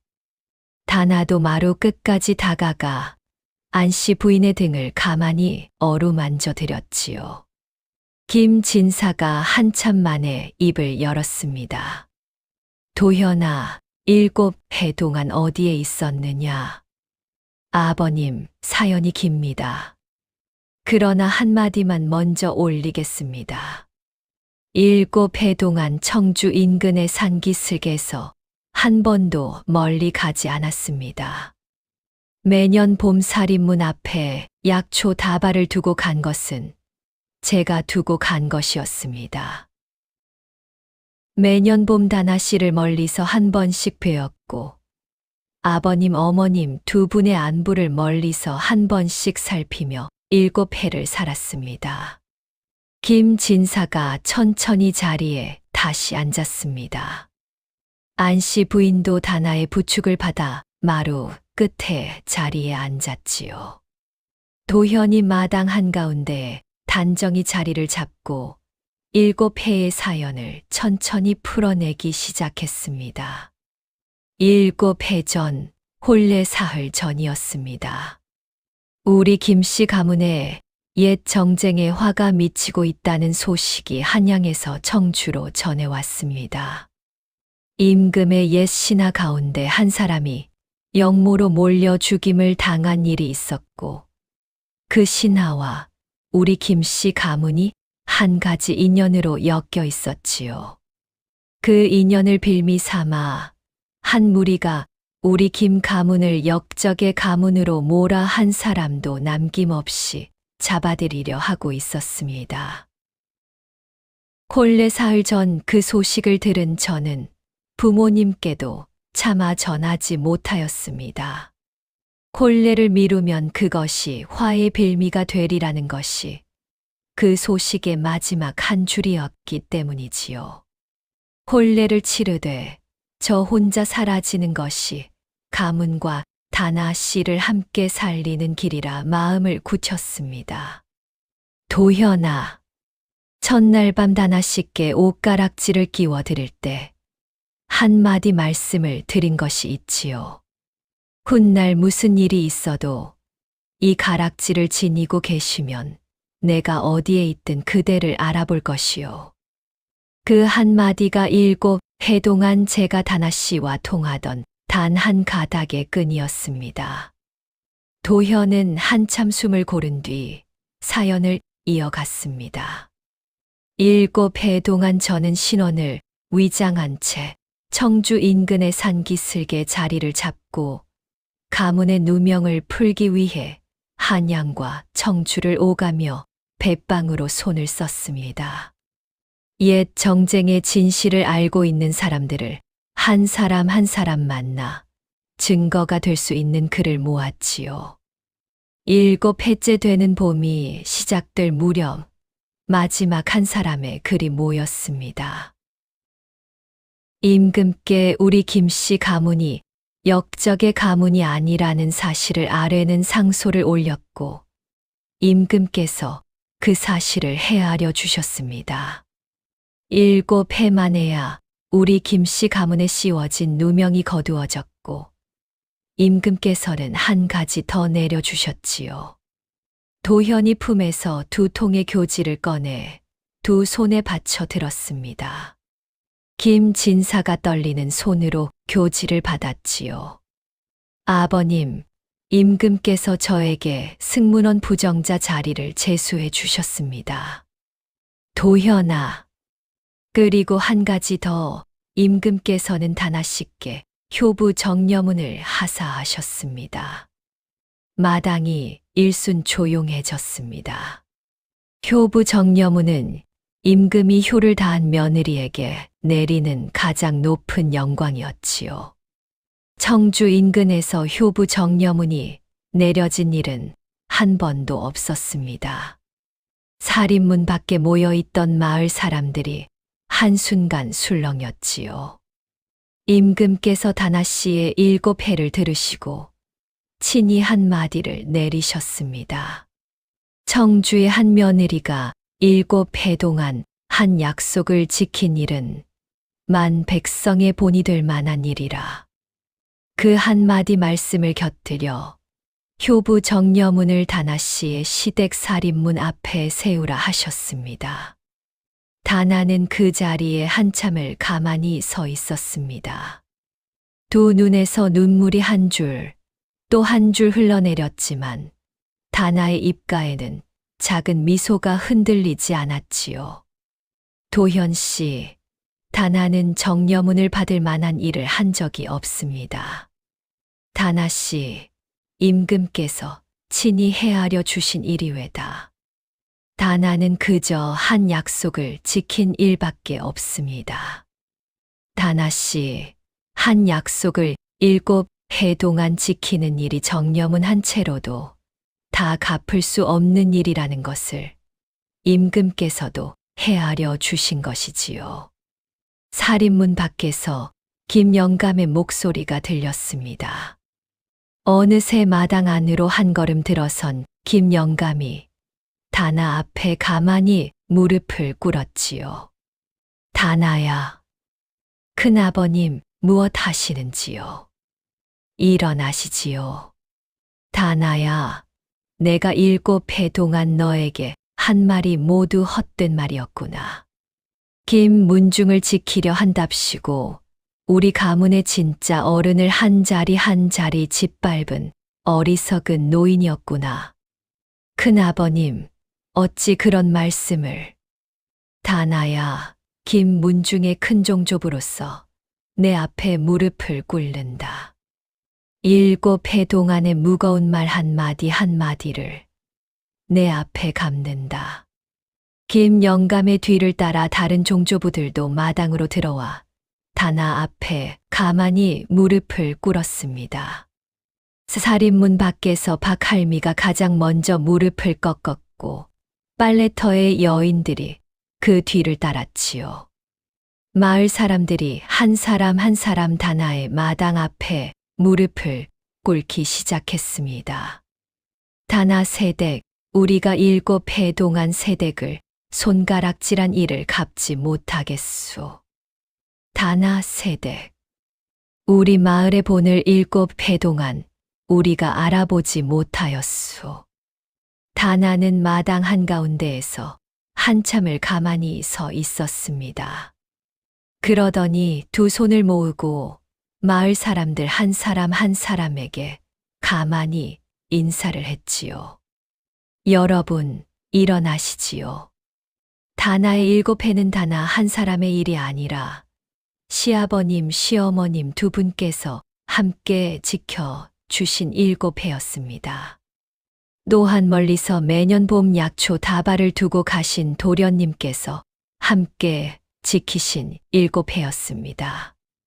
다나 한 사람만의 일이 아니지요. 도현이 다시 한번 다나의 한 손을 잡았습니다. 다나 씨, 이제 한양으로 떠납시다. 임금께서 한양에 자리 한 채를 내려주셨고 그 자리에서 시아버님, 시어머님 두 분을 모시며 함께 살자 하셨습니다. 한양에서 시아버님, 어머님 두 분을 모실 수 있겠습니까? 임금께서 친히 그리 헤아려 주셨지요. 한양 가는 가마 한 채를 더 보내주셨습니다. 마당 한쪽에 김진사 내외가 탈 가마 한 채가 가만히 자리를 잡았습니다. 김진사가 다나의 어깨에 손을 가만히 얹었지요. 다나야. 예, 아버님. 내가 너를 며느리로 받아들인 것이 평생의 복이었구나. 아버님 두 분이 계셔서 다나가 7해를 견뎠습니다. 안씨 부인이 다나의 손을 떨리는 손으로 잡았습니다. 다나야, 어미가 한 가지만 묻겠다. 무엇이든지요, 어머님. 내가 7해 전 가마에서 내릴 때 내 머리 위에 살굽꽃 한 잎이 떨어졌더구나. 그날 그 살굽꽃 한 잎이 어찌 그리 단정하던지 어미가 그 한 잎의 마음을 빼앗긴 것이 7해 전일이다. 어머님, 오늘 마당에 다시 살굽꽃이 한 잎 떨어지는구나. 어미가 7해 전과 같은 마음으로 너를 한 번 더 받아들이마. 봄바람이 마당에 한 번 더 가만히 불어왔습니다. 살구꽃 한 잎이 다나의 머리 위에 가만히 떨어졌지요. 다나의 머리에 난 흰 머리 한 가닥이 그 살구꽃과 함께 봄바람에 흔들렸습니다. 해가 마당 위로 한 뼘 더 기울어 갈 무렵 가마 행렬이 살인문을 향해 천천히 움직이기 시작했습니다. 김진사 내외가 한 가마에 함께 올랐고 다나와 도현이 또 한 가마에 함께 올랐지요. 행렬이 살인문을 빠져나가기 직전 다나는 가마 안에서 한 번 가만히 시댁 마당을 돌아보았습니다. 마당 한쪽 헛간이 보였지요. 7해 동안 다나가 자리를 잡았던 그 작은 자리. 집단 위 무명 이불 한 채. 작은 청동 거울. 다나는 그 헛간을 한참 가만히 바라보았습니다. 그러더니 가만히 마음속으로 인사를 올렸지요. 고마웠다. 다나의 7해를 지켜주어서 정말 고마웠다.